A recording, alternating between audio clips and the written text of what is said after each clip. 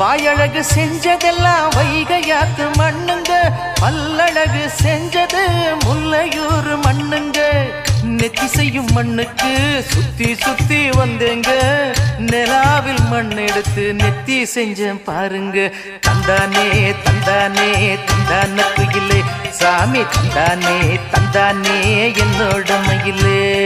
தஞ்சாவூர் மண்ணு எடுத்து தாமிரபரணி தண்ணிய விட்டு சேர்த்து சேர்த்து செஞ்சது இந்த பொம்மை. இது பொம்மை இல்ல பொம்மை இல்ல உண்மை.